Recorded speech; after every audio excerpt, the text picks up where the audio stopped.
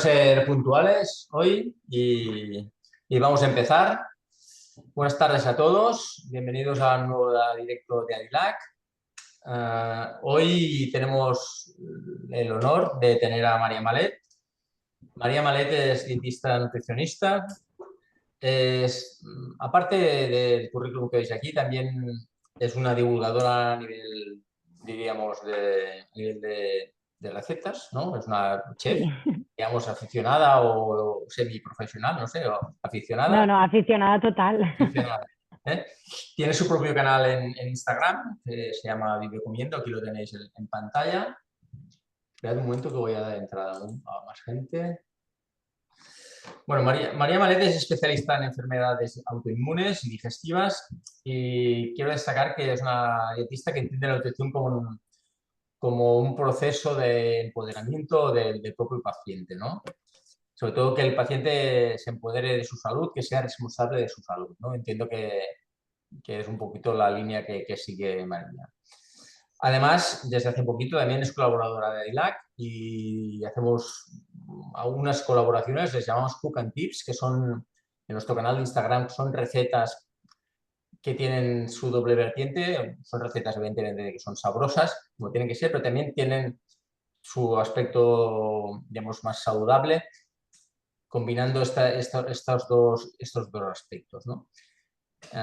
Hemos empezado con un Cook and Tips, pero van a venir más durante este año. Os recomiendo que los vayáis viendo porque son muy dinámicos, son recetas fáciles y muy saludables, ¿no? Hoy tenemos a María Benet para hablarnos de la microbiota, de su relación con la alimentación, con nuestra nutrición y cómo podemos influir, entiendo, en esta microbiota y cómo podemos mejorar nuestra salud, no solo digestiva, sino nuestra salud en general. No me voy a extender más, estáis para escuchar a María. Le doy paso, bienvenida María y lo dejo en tus manos. Muchas gracias. Bueno, hola a todos, buenas tardes. Y como ha dicho Oriol, soy nutricionista. Me voy a hacer un poquito, me voy a presentar un poquito y básicamente, bueno, yo estudié en la Universidad de Barcelona la carrera de nutrición humana y dietética y después me especialicé con un máster de nutrición clínica y endocrinología. Y después también, pues debido a que estuve trabajando en farmacia mucho tiempo, hice un posgrado en fitoterapia clínica y luego también me he ido especializando en enfermedades autoinmunes y digestivas y actualmente me dedico a la nutrición clínica, sobre todo enfocada en patologías autoinmunes. Entonces, hoy os voy a hablar de la microbiota intestinal, de la importancia que tiene en nuestra salud la microbiota intestinal, pero antes de nada quiero que entendáis también un poquito cómo funciona todo el tracto digestivo, ¿vale? Entonces, bueno, aquí os he puesto una imagen para que sea un poquito más clara, pero antes de hablar de la microbiota, como os decía, os voy a explicar cómo funciona todo el tema de la digestión, ¿vale? Entonces, lo primero de todo es que quiero que penséis que el cuerpo humano es como un tubo lleno de bacterias que va desde la boca, donde empieza este tubo, hasta el ano. Y el interior de esta compleja cañería sería el tracto digestivo. Por lo tanto, el alimento entra por el inicio de este tubo, que sería la boca, y por eso mismo la digestión empieza con la masticación. Es súper importante masticar bien, porque gracias al hecho de la masticación segregamos saliva. La saliva tiene unas enzimas que nos ayuda a digerir o a degradar algunos alimentos como el almidón y las grasas. Por lo tanto, ya empezamos a transformar los alimentos en nutrientes, ¿vale? Por eso siempre se dice, no sé si habéis escuchado, que hemos de masticar 30 veces por bocado. Parece mucho y muchas veces no sabemos ni cuántas veces masticamos. Entonces, yo os recomiendo que esta noche, cuando cenéis, contéis cuántas veces masticáis, porque ya solo por el simple hecho de contarlo, en vez de masticar 2 o 3 veces, masticaremos 10 o 15. Igual no llegáis a 30, pero a 15 o 16 sí. ¿Vale? Otro truco que doy mucho en consulta, porque realmente me he dado cuenta de que la gente come muy rápido, cuando le preguntas a alguien en cuánto comes, hay gente que me dice en 10 minutos, en 15. Y entonces siempre les digo, intentar dejar los cubiertos sobre la mesa. Es una tontería, pero es que si no dejamos los cubiertos, no nos hemos acabado una cucharada, que ya estamos con otra, otra y otra. Entonces, si comemos y dejamos los cubiertos, masticaremos mucho más también. ¿Vale? Entonces, como os decía, la digestión empieza con la masticación y después el alimento pasa por el esófago, ¿vale? Gracias al movimiento del esófago, pasa por el esófago y llega al estómago, ¿vale? Y después, a lo largo del tracto digestivo, se va transformando el alimento hasta que es expulsado por el final de esta misma cañería en forma de heces por el ano, ¿vale? Entonces, una vez el alimento llega al estómago, se encuentra con que el estómago es como una caldera ácida y necesitamos que sea así porque después hablaremos un poquito más del estómago, ¿vale? Pero necesitamos que sea muy ácido porque aquí es donde se hace la digestión y la extracción de los nutrientes y también donde empieza la degradación de las proteínas. Es decir, una proteína es como si fuera un tren. Cada vagón sería un aminoácido. En el estómago rompemos este tren en vagones y después absorbemos estos aminoácidos en el intestino. Una vez el alimento ha sobrevivido al ácido del estómago, ahora ya se llama quimo, pasa al intestino delgado. Y en el intestino delgado es donde va a suceder la absorción de nutrientes y serán trasladados a la sangre. Por lo tanto, yo siempre digo que en el intestino delgado es cuando el alimento empieza a formar parte de nosotros. Entonces, para que sigamos entendiendo un poco todo este proceso, el intestino delgado está dividido en 3 partes, el duodeno, el yeyuno y el ilion. El duodeno es la primera porción del intestino delgado y aquí es donde se absorben minerales como el hierro, el calcio y el magnesio y también las vitaminas liposolubles, que son las vitaminas ADEC, porque son las vitaminas A, D, E y K. ¿Vale? Entonces, por eso cuando tomamos suplementación es muy importante saber cómo tomarla, porque si la tomamos toda junta muchas veces vamos a dificultar la absorción de algunos minerales. Por eso siempre se recomienda que el hierro se ha de tomar separado del calcio para que haya una mejor absorción de estos 2 minerales. ¿Vale? Y las vitaminas liposolubles, la más típica de suplementar es la vitamina D. Esta vitamina es una vitamina que, las 4 son vitaminas que se absorben gracias a la grasa. Entonces, la vitamina D, siempre el mejor momento de suplementación es justo después del desayuno o con el desayuno, siempre que sea rico en alguna fuente de grasa, como puede ser el aceite de oliva virgen extra, los frutos secos o el aguacate. Después, la segunda porción del intestino delgado se llama yeyuno y aquí absorbemos los hidratos de carbono, los aminoácidos, las grasas y las vitaminas hidrosolubles, a excepción de la vitamina B12. Y también en el yeyuno se absorbe la lactosa. ¿Vale? Aquí voy a hacer también un poco un parón, porque como ya sabéis, esta charla la hago gracias a DILAC, que es la asociación sin lactosa, entonces quiero hablar un momentito sobre esto. ¿Vale? La absorción de la lactosa depende de la lactasa, que es la enzima que nos ayuda a absorber este azúcar. ¿Vale? La lactosa es un azúcar que son 2 moléculas, glucosa y galactosa. Entonces, la lactasa nos ayuda a descomponer la lactosa en 2 moléculas y que después se puedan absorber bien.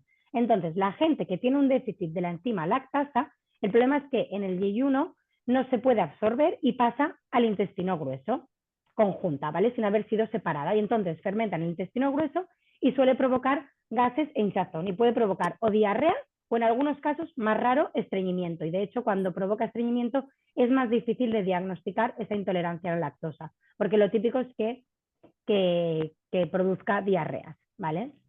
Y después tenemos el ilion, que es la tercera porción del intestino delgado, y aquí se absorbe la vitamina B12 y los ácidos biliares.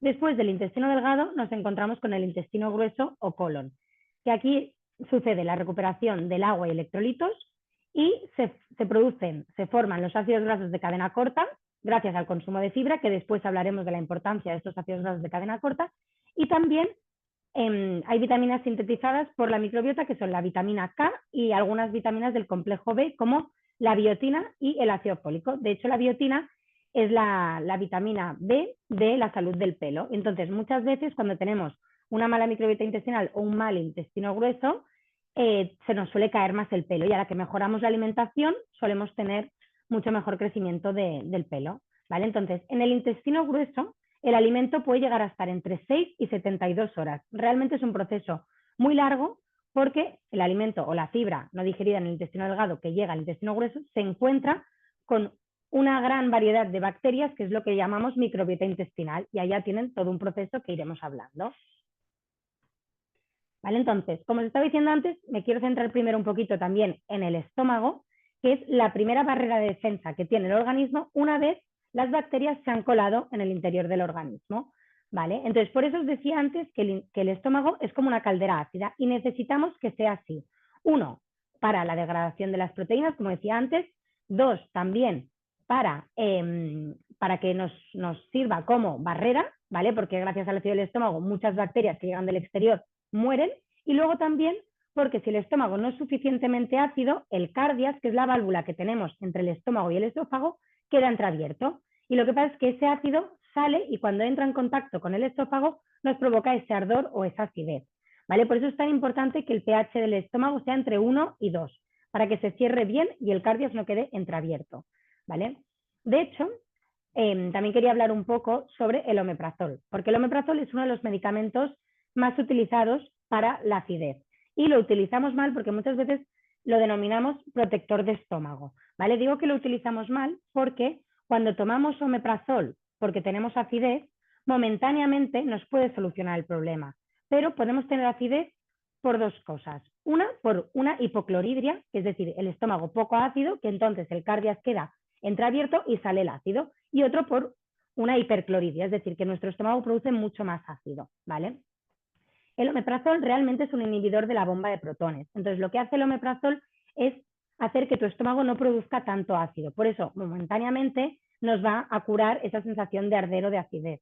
Pero si realmente tenemos acidez por culpa de una hipocloridia, es decir, por tener el estómago poco ácido y tomamos omeprazol, estaremos empeorando el problema a la larga, ¿vale? Por eso mismo, siempre hay que saber la causa antes de automedicarnos. ¿Vale? Entonces, algunos efectos de no tener un pH suficientemente ácido puede ser el reflujo gastroesofágico, como se estaba diciendo hasta ahora, pero también un sobrecrecimiento de bacterias en el intestino delgado, hongos o parásitos, que sería lo conocido como SIBO o SIFO, ¿vale? Que el SIBO hoy en día se diagnostica mucho más porque antiguamente pues igual no se hablaba tanto, ¿vale? Entonces, uno de los problemas del SIBO, del sobrecrecimiento bacteriano en el intestino delgado, es que tenemos más bacterias en el intestino delgado que en el grueso. Entonces, puede ser que con un antibiótico estemos curando el sobrecrecimiento en el intestino delgado, pero si uno de nuestros problemas es que el estómago no es suficientemente ácido y por lo tanto no nos está haciendo de barrera de defensas y muchas más bacterias se cuelan del exterior por el estómago al intestino delgado, vuelvan a proliferar en el intestino delgado y se vuelva a generar ese SIBO, ¿vale? Entonces, siempre es lo que digo, hay que saber bien la causa. Entonces, si curamos el SIBO, después hemos de también saber que nuestro estómago es suficientemente ácido para que nos siga protegiendo, porque si no, volverán a crecer esas bacterias, ¿vale? Otro efecto puede ser la permeabilidad intestinal, que lo mismo, al pasar muchas bacterias al intestino delgado, pueden alimentarse de la mucosa intestinal y por lo tanto debilitarla y dejarla entreabierta y que se cuelen muchas más bacterias a la sangre y tengamos más tendencia a enfermar. El Helicobacter pylori, que al final, si el estómago no está suficientemente ácido, puede proliferar mucho más en el estómago. El déficit de vitamina B12, mala absorción de fármacos, mala absorción de minerales como el zinc, el calcio, el selenio, el magnesio y el cobre, fatiga crónica porque no estamos absorbiendo bien los nutrientes, dolores de cabeza, intestino irritable, problemas en la piel, también puede causar un estómago poco ácido, trastornos en la inmunidad, porque ahora veremos que el 70% del sistema inmunológico se encuentra en el intestino, disminución de la síntesis de neurotransmisores como la serotonina y la dopamina, que son neurotransmisores de alegría, felicidad, la caída del cabello, como os hablaba antes de la vitamina B, la biotina, e inflamación de las articulaciones. ¿Vale? Entonces, algunas soluciones para acidificar el estómago podrían ser infusiones de jengibre, consumo de papaya y de piña gracias a sus enzimas, una cucharada de vinagre de manzana sin filtrar, súper importante que sea sin filtrar y que por lo tanto sea sin sulfitos, ¿vale? Diluida en agua en ayunas o bien antes de las comidas, siempre diluidas en un vasito de agua. No tomar comidas abundantes, porque al final también si comemos muy abundante, vamos a hacer que nuestro estómago produzca mucho más ácido, ¿vale? De hecho, otro de los problemas, volviendo un poco atrás, otro de los problemas de no masticar suficiente es que si tú no masticas bien, yo siempre digo que el estómago no tiene dientes.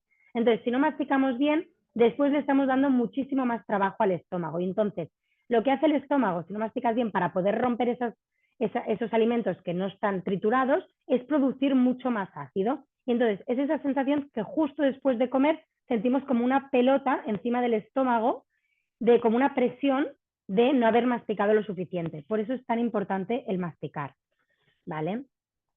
Luego también, otra recomendación sería no abusar de los alimentos líquidos durante las comidas, tomar alimentos con probióticos naturales como el kéfir o el yogur, que después también hablaremos de los alimentos probióticos, no tomar azúcares, edulcorantes o grasas malas, como las grasas trans o algunas grasas saturadas, no tomar bebidas gaseosas en exceso y sobre todo bebidas tipo refrescos como la Coca-Cola, la Fanta, etcétera, y no comer entre horas. Cuanto más espacio dejemos entre comidas, también mejor, porque más descanso intestinal dejaremos y por lo tanto mejor se hará la digestión.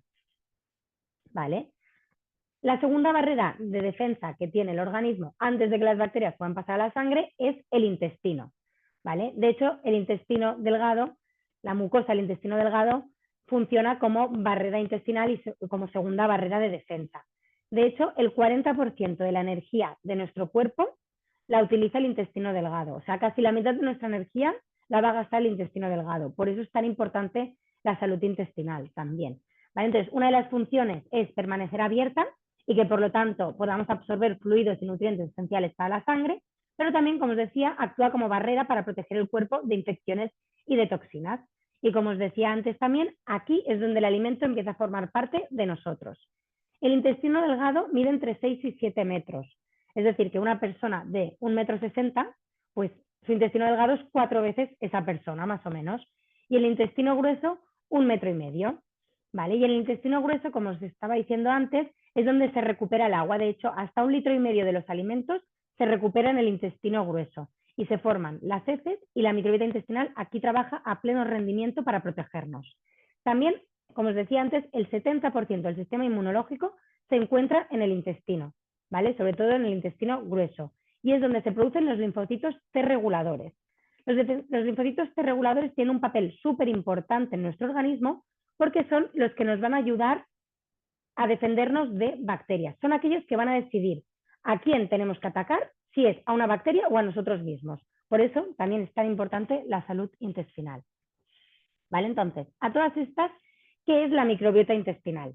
La microbiota intestinal es el conjunto de microorganismos, bacterias, hongos, virus y arqueas que habitan en nuestro cuerpo, principalmente en nuestro intestino y principalmente en nuestro intestino grueso. Pero tenemos microbiota en todo el cuerpo, porque tenemos microbiota en la boca, en la piel, en la vagina, en todo el cuerpo, excepto en el cerebro y en el corazón.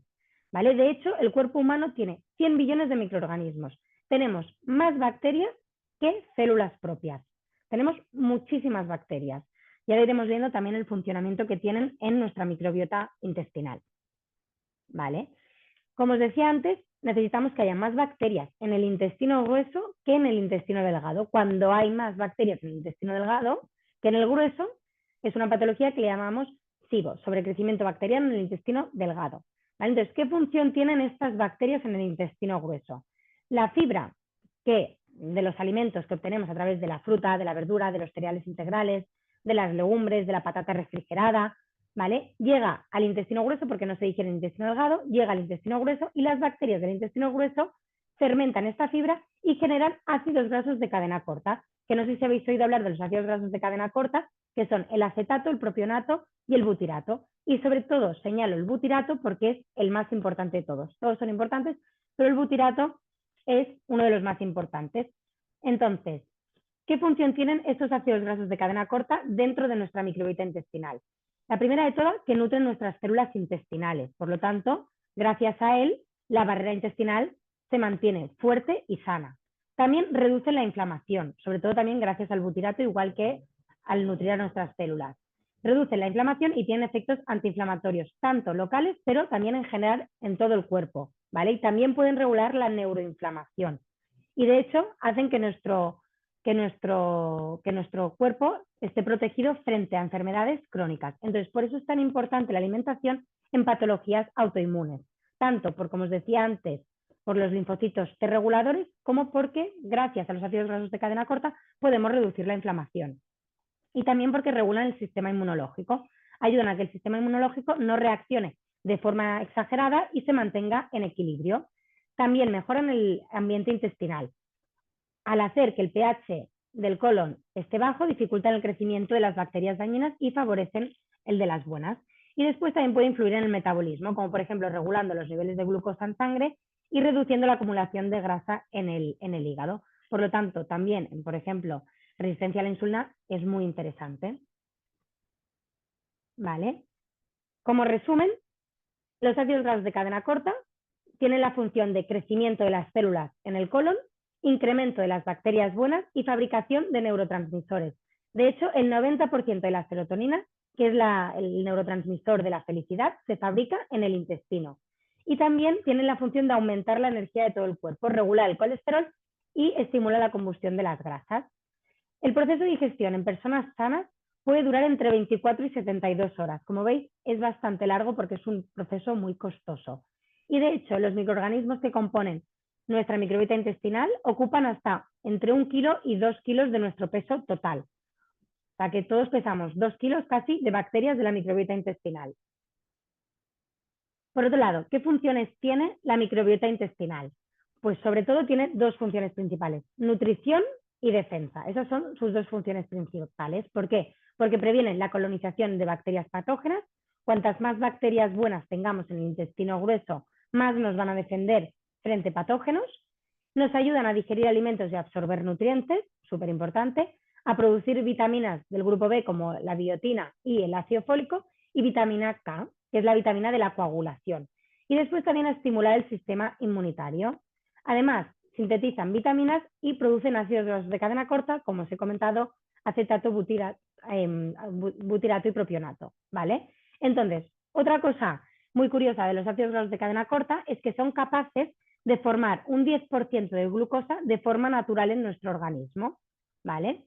Entonces, las bacterias buenas, yo voy repitiendo para que quede claro, ¿vale? Las bacterias buenas de nuestra microbiota intestinal, gracias al consumo de fibra de frutas, verduras, hortalizas, legumbres, cereales integrales, etcétera, son capaces de generar ácidos grasos de cadena corta, y estos ácidos grasos de cadena corta nos dan un 10% de glucosa de forma natural en nuestro organismo. Es como que nos regalan un 10% de energía. Por lo tanto, por eso cuando comemos mejor o cuando comemos más nutritivo, necesitamos comer menos y nos sentimos con más energía.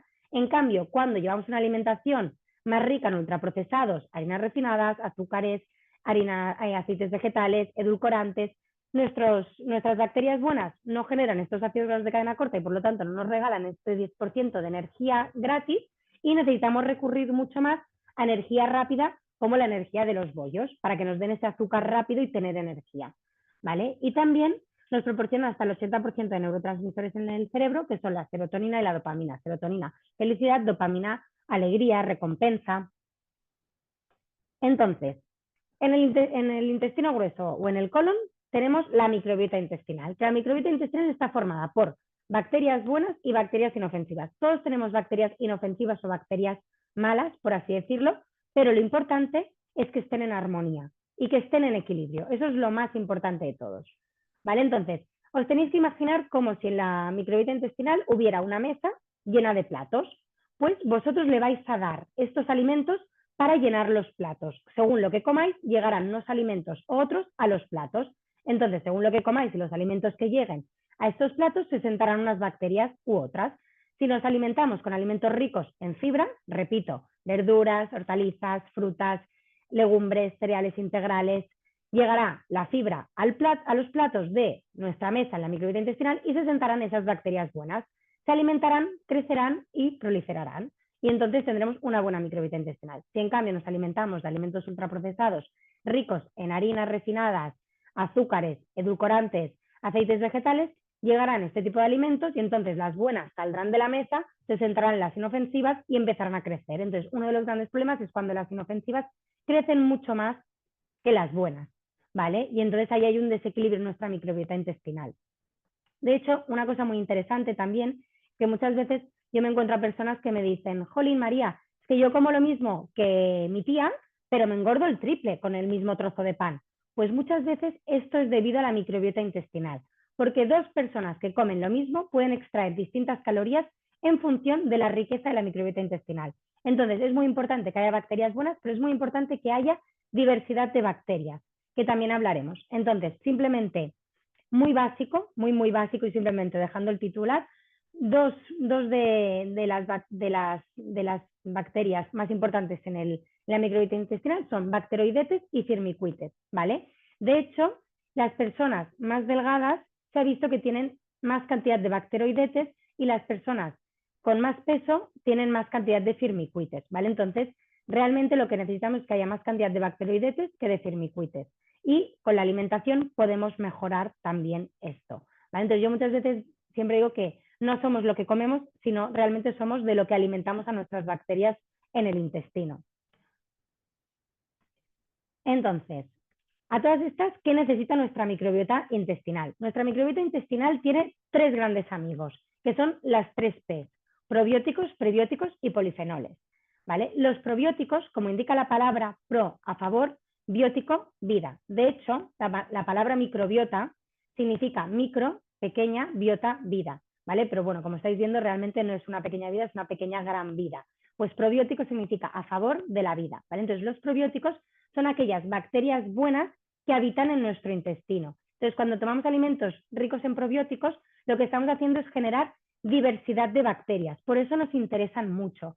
Entonces, ¿qué alimentos nos proporcionan probióticos? Aquellos fermentados, como por ejemplo el kéfir, el yogur, el nato, la kombucha, quesos, cuanto más curado, más probiótico, el cacao, el tempé, los encurtidos.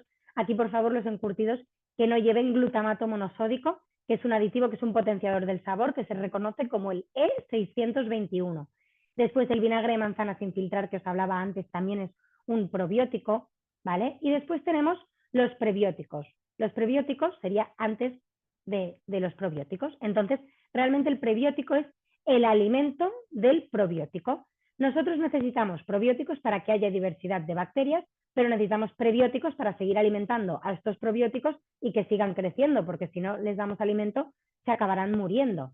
Entonces, aquellos alimentos prebióticos son los que tienen mucha fibra, como por ejemplo legumbres, cereales integrales, y luego aquellos que fermentan y que a veces nos sientan un poquito mal, como el ajo, la cebolla, el puerro, los espárragos, alcachofa y el plátano. Por ejemplo, el plátano, cuanto más verde, más prebiótico, porque más almidón resistente tipo 3 tiene, ¿vale? Y cuanto más maduro, más azúcar tiene. De hecho, los alimentos como por ejemplo la patata, cuando la dejamos toda la noche en la nevera, el almidón, que es el azúcar, se cristaliza y se convierte en almidón resistente tipo 3. Entonces, si nos la tomamos al día siguiente a temperatura ambiente o si lo calentamos en el micro, pero que pongamos el dedo y no queme, esa patata sería más prebiótica, entonces tiene más beneficios para nuestra microbiota intestinal. Además, también disminuimos el índice glucémico y podríamos decir que engorda un poquito menos, ¿vale? Entonces, sobre todo también muy importante masticar muy bien para que estos alimentos como la cebolla, el puerro y la alcachofa luego no nos sienten mal y no nos produzcan gases, ¿vale? Y después, por último, tenemos los polifenoles, la tercera P y el tercer amigo de nuestra microbiota intestinal. Los polifenoles son los que regulan nuestra microbiota intestinal. Yo siempre digo que son como los policías de la microbiota. Son los que deciden quién se queda y tiene que seguir creciendo en nuestra microbiota intestinal y quién se tiene que ir de allí, ¿vale? Entonces, por eso son muy importantes y también nos aportan los polifenoles, sobre todo los alimentos antioxidantes, como por ejemplo el chocolate negro, los frutos rojos, el té verde, el aceite de oliva virgen extra, las nueces y las almendras crudas o tostadas, la cebolla morada, las espinacas y las acelgas, la manzana, sobre todo la piel, y todas las especias, cúrcuma, clavo, canela del tipo Ceilán, siempre, el orégano, el romero, el tomillo. Entonces, realmente, las especias son típicas de la dieta mediterránea, pero no sé por qué, con los años se ha ido perdiendo un poquito. Pero si tenéis especias en casa, especiarlo todo. O sea, cuantas más especias pongáis, aparte de que más sabor tendrá, más beneficios va a tener esa comida también. Y que no cuesta nada, tardamos un segundo en abrir un bote de especias y especiar el pollo, el pescado o las verduras o la ensalada misma. ¿Vale? Y luego también, aparte de tener amigos, la microbiota intestinal también tiene enemigos. ¿Quiénes son estos enemigos? Pues para empezar, el uso inadecuado de medicamentos. Cuando hablo de uso inadecuado me refiero a la automedicación, que hay gente que le gusta muchísimo, como los inhibidores de la bomba de protones, es decir, el omeprazol, los antibióticos, que ya sabemos que van siempre con receta, pero bueno, por si acaso, si tenéis antibióticos en casa, nunca os automediquéis, y los laxantes. Los laxantes también es un muy enemigo de la microbiota intestinal porque la altera. Contaminantes externos, el alcohol y el tabaco son súper enemigos de la microbiota intestinal, la falta de fibra, porque sabemos que las bacterias buenas se alimentan sobre todo de fibra, la ingesta de ultraprocesados, porque estaremos alimentando a las bacterias inofensivas que pueden convertirse en bacterias malas, por así decirlo. El estrés crónico es otro gran enemigo de la microbiota intestinal y hay gente que come súper bien, que hace deporte, pero que tiene tanto estrés que tiene una mala microbiota intestinal, ¿vale? Entonces, yo muchas veces os recomiendo en consulta una técnica de relajación que es similar a la meditación, porque hay muchas veces pues que o no sabemos meditar o nos cuesta, o yo soy la primera que, por ejemplo, a mí me cuesta muchísimo meditar y no sé, lo he intentado y es algo que me pone más nerviosa. Entonces, hay una técnica de meditación que es la del 4-7-8, que si no habéis oído hablar de ella, es respiro en 4 segundos, aguanto el aire 7 segundos y exhalo en 8 segundos. Hacer esto durante 5 minutos al día ayuda a reducir los niveles de estrés y de cortisol en el organismo. Entonces, muchas veces no tenemos tiempo para hacer deporte o no tenemos tiempo para dormir suficiente. Yo creo que todos tenemos 5 minutos al día para poder hacer esta técnica de relajación, el 4-7-8, y bajar los niveles de estrés y de cortisol en el organismo. Y después, otro gran enemigo de la microbiota intestinal es el sedentarismo. No hay persona sedentaria que tenga una buena microbiota intestinal, ¿vale? Yo que soy nutricionista y súper a favor de la alimentación, siempre digo que es mejor una alimentación así, flexible, pero que seamos activos físicamente, que no llevar una alimentación perfecta y no movernos del sofá, porque entonces tendremos todos los problemas asociados al sedentarismo, ¿vale?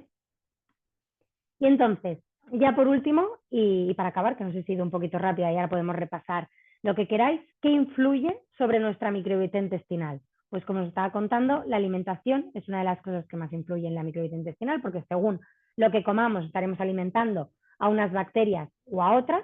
El ejercicio físico, como os decía, no hay persona sedentaria que tenga una buena microbiota intestinal, entonces, ni que sea 15 minutos al día, deberíamos hacer ejercicio. 15 minutos de fuerza al día ya es efectivo. El sueño también influye en nuestra microbiota intestinal. Un buen descanso es súper importante. Deberíamos dormir mínimo entre 7 y 8 horas al día y que sea un sueño reparador, ¿vale? El estrés, como os comentaba, el estrés afecta muchísimo a la microbiota intestinal y de hecho personas que sufren patologías intestinales como enfermedad de Crohn o colitis ulcerosa o permeabilidad intestinal sufren mucho más en épocas de estrés, también porque está muy relacionado, ¿vale? De hecho, que también me lo he saltado antes, hay un eje que conecta nuestro intestino con nuestro cerebro y es un eje bidireccional. Entonces, todo lo que comemos afecta a nuestros pensamientos, sentimientos y emociones porque están conectados a través de lo que se llama el nervio vago. Aunque se llame así, realmente es cero vago el nervio vago, porque es como una autopista que conecta nuestro estómago con nuestro cerebro y está constantemente comunicado. Entonces, todo lo que pasa en el intestino se comunica con nuestro cerebro y al revés, ¿vale? Los antibióticos también influyen sobre nuestra microbiota intestinal, por eso muchas veces cuando vamos a la farmacia y nos dan un antibiótico nos ofrecen un probiótico. No es que nos quieran vender un probiótico, es que es necesario con muchos de los antibióticos porque nos cargamos bacterias buenas, bacterias malas, pero también modificamos nuestra microbiota intestinal. Entonces, las farmacéuticas nos recomiendan un probiótico para repoblar esa microbiota que estamos destrozando un poquito por el antibiótico que lo necesitamos en ese momento. Entonces, una de las causas muy típicas también en mujeres es que tras una infección de orina, cuando se toman, por ejemplo, la fosfomicina o el monurol, que es el nombre comercial, después, si no toman un probiótico, pueden tener, o muchas veces suelen tener, hongos vaginales. ¿Por qué? Porque nos bajan las defensas y entonces los hongos proliferan, ¿vale? Luego también el cómo nacemos también es muy importante. No es lo mismo nacer por parto natural, por vagina, que por cesárea, ¿vale? Cuando nacemos por vagina se nos impregnan todas las bacterias de la microbiota vaginal de nuestra madre, ¿vale? Por eso mismo muchas veces cuando nacemos por cesárea pasan un paño por la vagina de la madre y se la impregnan al bebé para que se impregne de todas esas bacterias y también potenciar su sistema inmunológico. La edad también afecta a nuestra microbiota intestinal, obviamente cuanto mayor nos vamos haciendo, también nuestra calidad de la microbiota intestinal pues va empeorando un poquito y la genética también es súper importante. Entonces, estos factores son los que afectan sobre nuestra microbiota intestinal. Muchas veces, me he saltado, muy importante, la higiene bucal, que no lo he dicho. La higiene bucal es súper importante. De hecho, deberíamos ir, por si alguno se olvida, al mínimo una vez al año al dentista para hacernos una higiene bucal, ¿vale? Porque la higiene bucal es la primera entrada de bacterias a nuestro estómago y después a nuestro intestino, ¿vale? Entonces es súper importante un buen cepillado, mínimo 2 veces al día, lo ideal obviamente son 3, y de unos 2 minutos. Y después lo ideal sería también pasarse el irrigador, pero a veces pues comprarnos la máquina y después tenerla ya en el baño y no utilizarla una vez al año, no es tan útil, pero algo que es más barato y que es muy útil es pasarse el hilo dental una vez al día, ¿vale? Entonces, cepillarnos mínimo 2-3 veces al día durante 2 minutos, no hace falta que sea un cepillado muy fuerte, hacer higienes bucales mínimo una vez al año y pasarnos el hilo dental una vez al día, ¿vale? Y también es súper interesante el aceite de coco, hacer gárgaras con aceite de coco durante 10-15 minutos una vez al día o cada 2 días se puede hacer porque es un antimicrobiano, ¿vale? Entonces también es muy interesante. Y entonces, bueno, estos serían eso. Lo que os decía antes son todos los factores que influyen en nuestra microbiota intestinal y muchas veces no podemos controlarlos todos, porque obviamente muchas veces no podemos controlar cómo nacemos, no podemos controlar el hacernos mayor, ni podemos controlar la genética o el uso de antibióticos. Muchas veces pues tenemos temporadas en las que tomamos más antibióticos que otras, pero hay otras cosas que sí que podemos controlar. Entonces, yo siempre digo que nos centremos en aquellas que no nos produzcan estrés, porque sabemos que el estrés va a interferir también y va a afectar a nuestra microbiota intestinal. Entonces, un ejemplo, yo a un paciente que se ha roto una pierna no le puedo decir haz 15 minutos de ejercicio al día, porque es que igual no se puede mover, pero ese paciente igual sí que puede controlar la alimentación, dormir un poquito más y hacer técnicas de meditación y tener una buena higiene bucal. O una mujer que acaba de ser madre, igual no le puedo decir duerme más, porque igual pues no puede dormir más porque tiene que darle la lactancia al bebé y entonces pues se tiene que despertar cada X tiempo. Pero igual esa mamá sí que puede hacer ejercicio porque tiene tiempo de salir a caminar, puede comer bien y puede controlar el resto de cosas. Entonces, dentro de todos estos factores, sin obsesionarnos, intentar controlar aquellos que para cada uno sean fáciles de controlar sin que nos produzcan estrés. ¿Vale? Entonces, bueno, hasta aquí la charla sobre la microbiota intestinal y cómo afectan y sobre los alimentos que afectan a la microbiota intestinal. Espero que se haya entendido bien y ahora vamos a hacer una serie de preguntas, todas las que queráis, y las Muy iré bien. contestando poco a poco. Muy bien, María, muchas gracias. Creo que ha sido una exposición muy clara y creo que hemos visto que la nutrición no es uno de los factores, pero no es el único, para tener esta microbiota intestinal en buen estado, que al final no repercute en nuestra salud no digestiva, sino en general, como ya todos sabemos, ¿no? Tenemos algunas preguntas, pero yo quería empezarte por una primera y es un poquito bueno, vemos en los medios ahora bueno, los probióticos, ¿no? Los probióticos, nos venden probióticos para todo, ¿no? Pero, ¿cuál es tu opinión de cuando te recetan un probiótico para ese tema o ese problema determinado de salud, ¿no? Se dice, este probiótico es para esto, este probiótico es para esto. Me gustaría que me dieras tu opinión de esta unifuncionalidad de cada probiótico para una cosa determinada, si quieres en ello, si no crees en ello. Totalmente, o sea, sí que creo en ello, pero hay que saber muy bien para qué queremos los probióticos. Entonces, tomar probióticos por tomar muchas veces puede ser que tampoco nos beneficien nada, porque si nosotros ya tenemos una microbiota intestinal diversa gracias a una buena alimentación probiótica, prebiótica y con polifenoles, no nos va a hacer falta hacer tandas de probióticos porque sí. En algunos problemas de salud específicos sí que hemos de tener en cuenta que hay algunas cepas que nos van a ayudar a, a mejorar ese problema de salud, pero hay que saber muy bien cuáles damos. Porque, por ejemplo, cuando tenemos un sobrecrecimiento bacteriano, según el SIBO que tengamos, que puede haber de hidrógeno, de metano o de sulfuro, si damos un probiótico mal recetado, puede afectar y nos puede hacer peor. ¿Vale? Entonces, no es cualquier probiótico. No es tan sencillo, ¿no? O sea, No es hay tan sencillo. que saber cómo recetarlo y aplicarlo. Exacto, y dependerá mucho del paciente, de la medicación que tome, de muchos factores. Mira, tenemos bastantes preguntas. Bueno, está un poco relacionada. ¿Se puede mejorar la microbiota solo con la alimentación o se necesitan probióticos? No, Es- se puede mejorar solo con la alimentación. vale. O sea, si hacemos un cambio de alimentación, en 15 días nuestra microbiota puede cambiar. Una de las cosas buenas de la microbiota es que cambia mucho. Es decir, nuestro cuerpo nos da oportunidades a mejorar, ¿no? Exacto. Tanto a Vale. mejorar como a empeorar, ¿eh? Pero sí, si queremos mejorar, podemos. Es inteligente y nos da otras oportunidades. Nos Y preguntan, todas las que queramos. exacto, ¿no? Y por mucha suerte que tenemos. ¿Cuál es la función de las enzimas digestivas? Me lo han recetado antes de las comidas porque tengo SIBO. Vale. Pues eso lo que va a hacer es ayudarte a digerir mucho más las fibras que no estás pudiendo digerir. ¿Vale? Entonces las enzimas te van a ayudar a eso, a que no tengas tantos gases, hinchazón, ¿vale? Por eso se recomiendan muchas veces en SIBO. Vale. Nos preguntan cuáles son las propiedades del té matcha, que está muy de moda, y si se puede considerar un polifenol. Sí, totalmente. Es un polifenol y los beneficios que tiene, sobre todo, es que es un antioxidante y también acelera un poquito el metabolismo. ¿Vale? Entonces, el té matcha está súper bien pero a veces cuando hay problemas renales tendríamos que tener un poquito de cuidado porque es muy potente.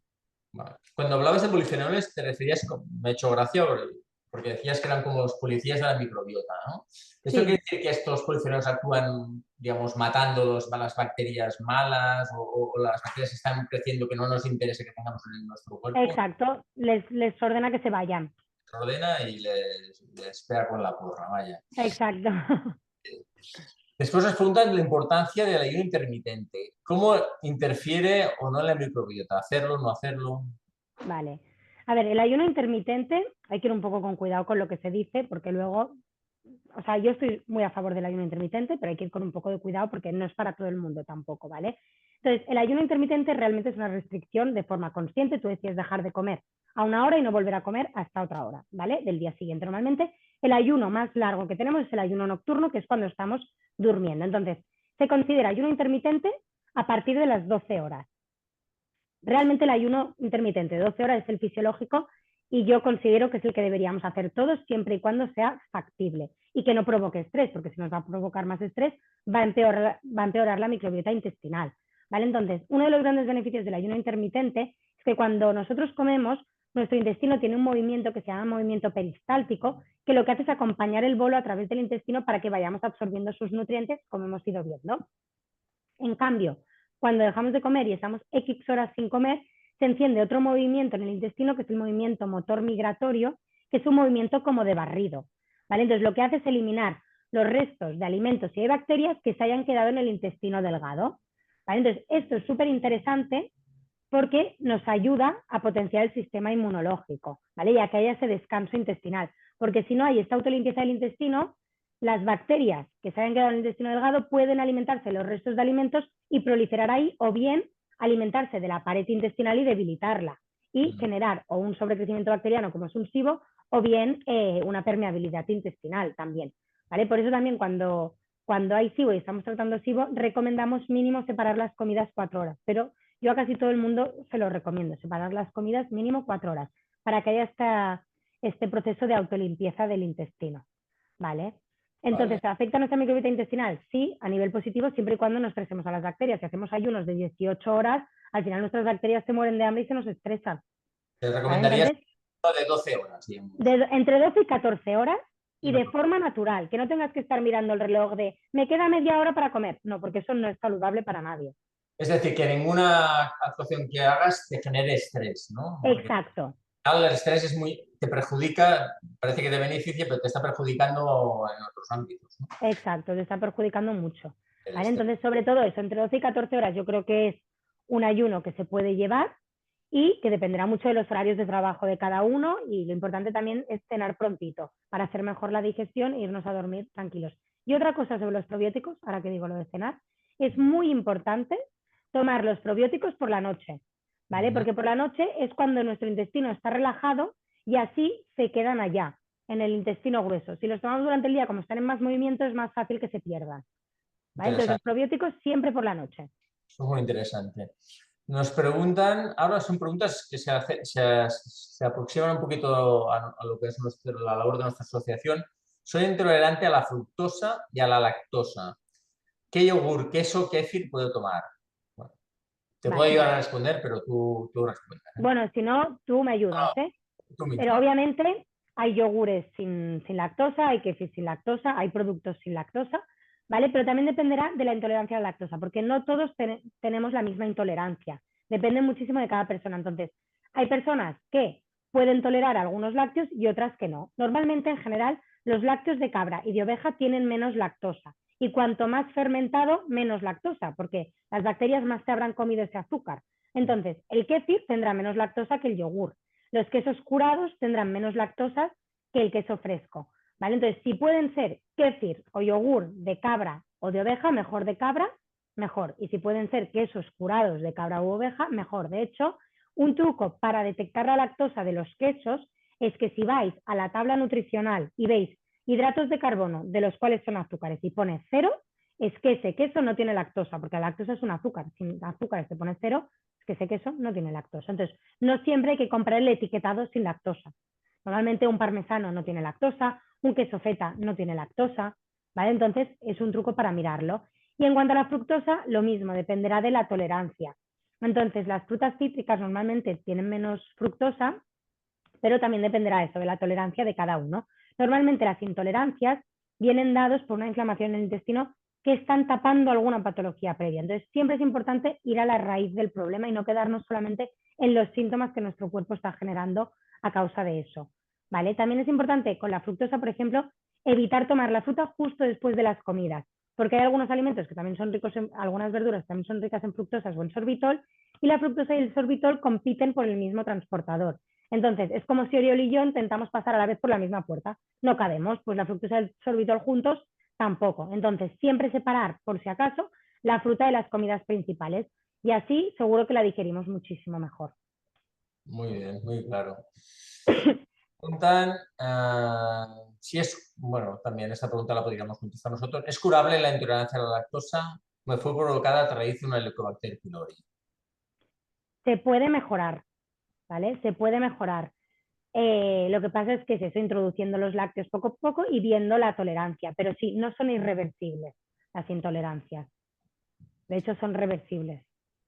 Vale, nos preguntan también si la verdad es que no sé si te tocaría, pero bueno, te la pregunto. ¿Podrías darnos algunas recomendaciones para el Helicobacter pylori? Primer, ¿Se puede tratar con antibióticos herbáceos o naturales, digamos, Mira, herbáceos? mi recomendación es que no, ¿vale? Y yo o sea, no sé, no conozco a la persona que lo ha hecho y no sé su caso, pero sobre todo cuando hay una patología autoinmune por detrás, ya sea un hipotiroidismo de Hashimoto, una artritis reumatoide, una celiaquía, cualquier patología autoinmune, se tiene que tratar sí o sí. Y es que yo diría que con herbáceos no, se tiene que tratar con antibiótico porque es una bacteria súper resistente y de hecho el antibiótico para el Helicobacter pylori es un antibiótico muy potente, son tres antibióticos en uno. Entonces es una bacteria muy resistente. Sin antibiótico yo te diría que no y que siempre es mejor tratarla, sobre todo si hay patologías autoinmunes o si hay síntomas. Si no, ya dependerá de lo que te diga el digestólogo. Muy bien. Tengo una pregunta por curiosidad. ¿Te has hablado de un tipo de fermentados nato? ¿El nato qué es? Yo no lo sé, por ejemplo. Es un derivado de la soja también, La como soja. el tempeh, sí, es Ah, como un derivado de la soja. Vale, vale, perfecto. Después me gustaría preguntar sobre la higiene bucal, ¿no? Yo tengo una duda, ya es casi personal. Claro, hablamos de no comer ultraprocesados, etcétera, etcétera, que no son buenos, digamos, para la salud digestiva, para la microbiota, ¿no? Pero, por ejemplo, cuando usamos la pasta dental tiene muchos productos, digamos, químicos o artificiales. Sí. Entonces, ¿los recomiendas la pasta dental? Esa es la primera pregunta. ¿El aceite de coco es una alternativa o no? Yo haría las dos cosas. Ahora, no soy dentista y me estoy mojando un poco porque tampoco lo sé a ciencia cierta, ¿vale? Pero yo haría las dos cosas, como antimicrobiano el aceite de coco, que se pueden hacer gárgaras durante 10-15 minutos, pero la pasta dental sí que hay algunas más naturales que otras, pero realmente lo desconozco un poco, todo este tema. Sí que es verdad que soy consciente de que las pastas de dientes llevan edulcorantes algunas, pero Mm, bueno, no sé que lo yo, hasta lo que yo sé, el flúor también es necesario, entonces eso ya tendríamos que preguntarle a un dentista. Yo sé que es muy importante la higiene bucal, pero cómo hacerla exactamente no te puedo ayudar tanto. Vale, muy bien.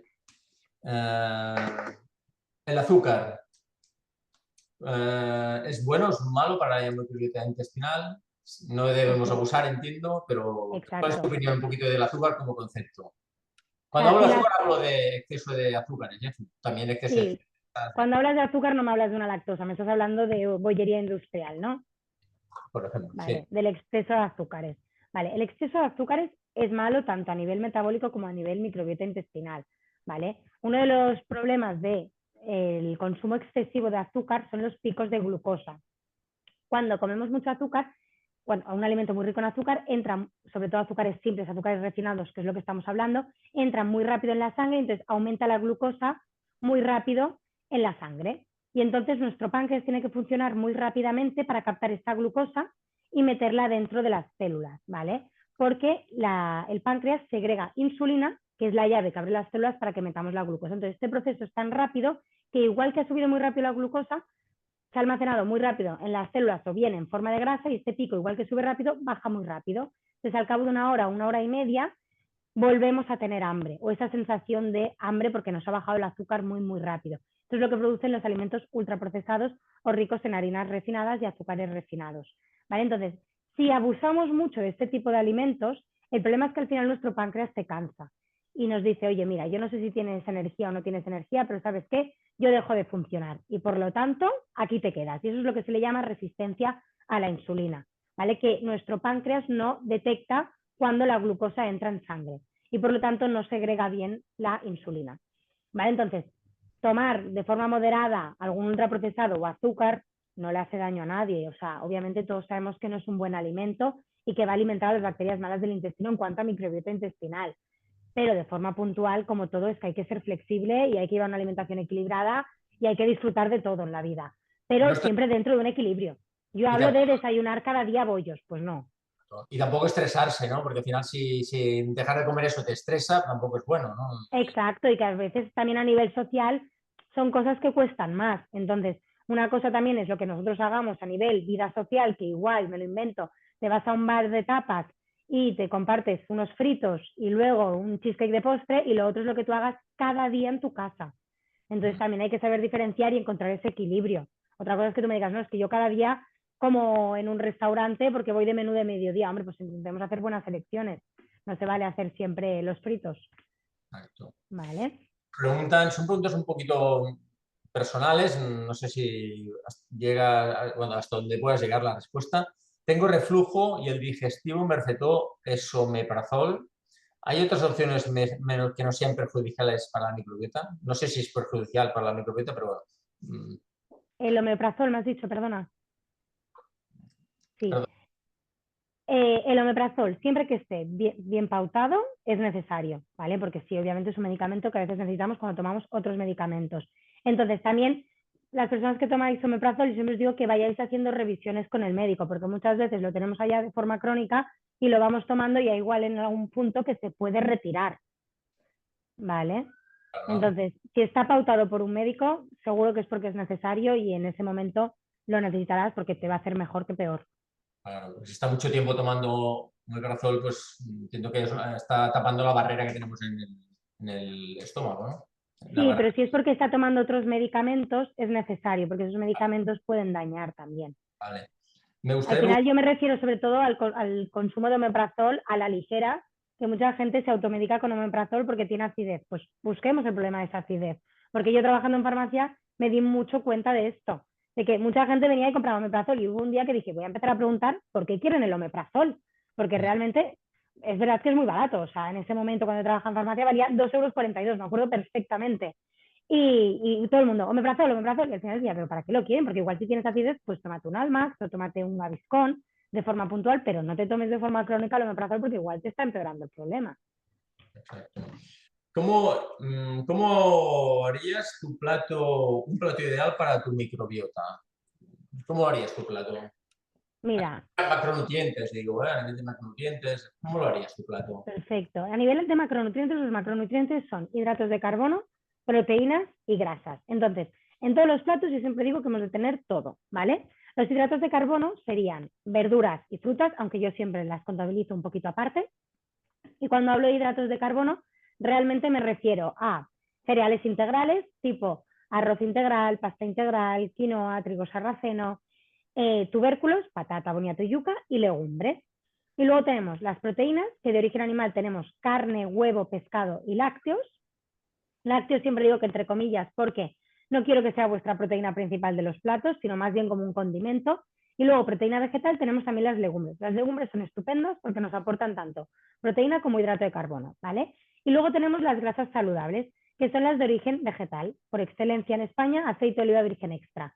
Pero también los frutos secos, crudos o tostados, las semillas, las olivas, por ejemplo, pero las olivas también, igual que los encurtidos, que no lleven glutamato monosódico, el coco, ¿vale? Entonces, un plato ideal a nivel macronutrientes y a nivel microbiota intestinal sería, por ejemplo, medio plato de verduras, pues puede ser, yo que sé, medio plato de brócoli, ¿Mm? ¿vale? Un cuarto del plato, un poquito menos de un cuarto, algún cereal integral que podría ser la quinoa y luego alguna proteína de calidad, como por ejemplo salmón, que nos aporta Además también grasa saludable y luego lo alineamos con aceite de oliva virgen extra o hacemos algún aliño antiinflamatorio con jengibre rallado, cúrcuma, pimienta negra y aceite de oliva virgen extra y tenemos un plato buenísimo que es quinoa con brócoli y salmón y una vinagreta de cúrcuma y jengibre Genial. y es muy fácil. Ir variando, ¿eh? Porque si no, al final Ir nos... variando, claro. Esto es otra cosa, hemos hablado de la diversidad de bacterias, entonces, si cada día comemos brócoli, ahí no hay diversidad de bacterias, hemos de comer brócoli, berenjena, calabacín, lentejas, garbanzos, o sea, no se vale comer siempre lo mismo. Y otra cosa que yo siempre digo es mínimo en los platos 3 colores, porque cada color es un antioxidante, ¿vale? Pues el rojo del tomate sería el licopeno, el naranja de las zanahorias serían los betacarotenos, ¿vale?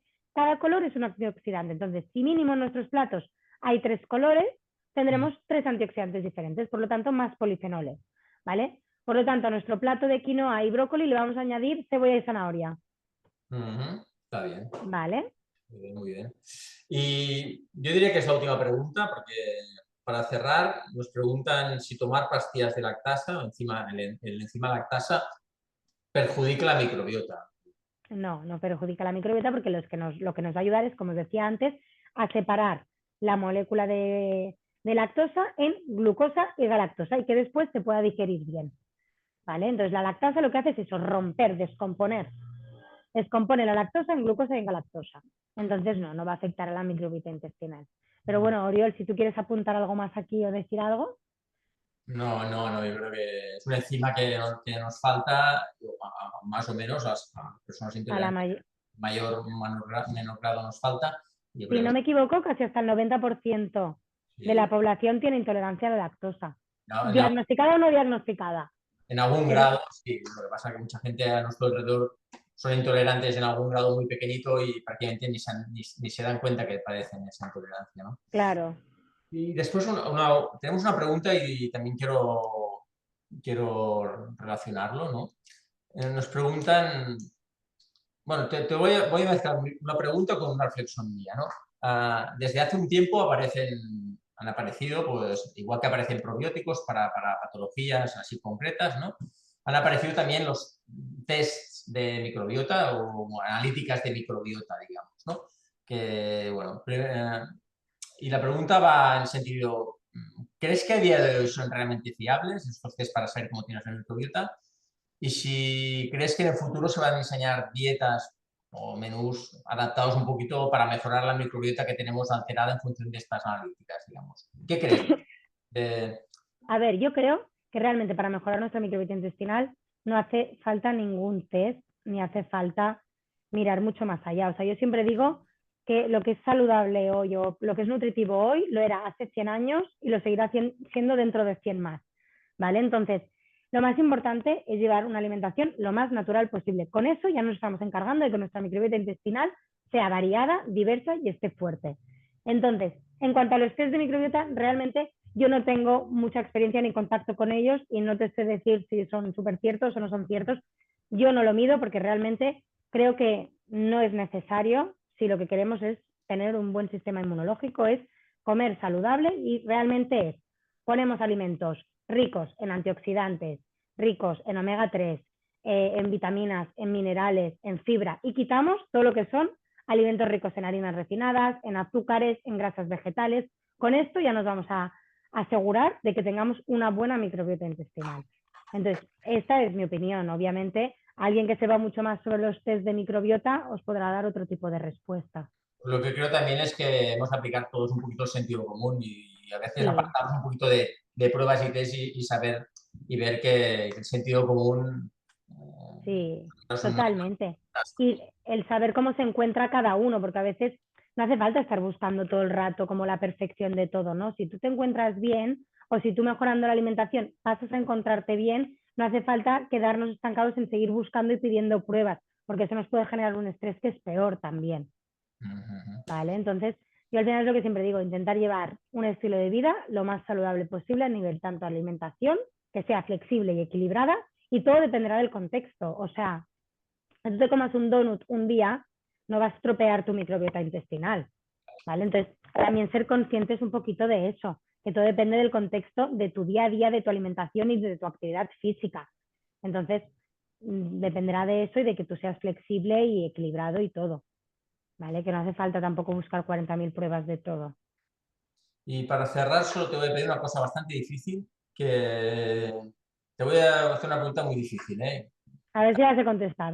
No es matemática, ¿eh? Pero ¿qué porcentaje, digamos, en estos factores que has dicho que influían en la microbiota de una persona, en qué porcentaje tendría la alimentación, si lo tuvieras que cuantificar? Uf, si lo tuviera que cuantificar, Sí. Es decir, por ejemplo, el estrés es importante, esto es importante, sí. el descanso, el ejercicio, la nutrición, si tuvieras que poner un porcentaje, Claro, yo diría que depende de con qué lo estemos relacionando. O sea, si hacemos, por ejemplo, ejercicio físico, dormir y alimentación, que para mí son las tres bases de una buena microbiota intestinal, te diría que más o menos igual 30%, 30% la alimentación y el descanso y un 40% la actividad física. Yo te lo diría así, muy bien. Pues nos quedamos con desde mi esto. punto de vista y mi parecer. Perfecto, creo que es una buena orientación. Ver que no todo depende de uno de los factores, sino que hay muchos factores que influyen y esta era un Sí. poquito la idea, era un poco un juego que te proponía. Pues lo dejamos aquí. Hemos estado una horita justita. Creo que nos has ayudado y orientado. Bueno, esperamos seguir contando contigo como colaboradora de DILAC en Por los supuesto. tips, ¿eh? Y otras cosas que vayan surgiendo. Damos las gracias a todo el mundo. Al final hemos sido bastantes asistentes, que nos alegramos. Igualmente colgaremos la jornada en YouTube para que podáis ver cuando queráis. Y eso, nada, buenas tardes, noches a todo el mundo y muchas gracias por vuestra asistencia Y y participación. ¿Vale? muchas gracias a todos por asistir y espero que haya quedado todo muy claro, que lo hayáis entendido y cualquier duda, pues si no me escribís, escribís a Oriol y os ayudamos. Muchas gracias a ¿Vale? todos. ¿Vale? Adiós. Gracias.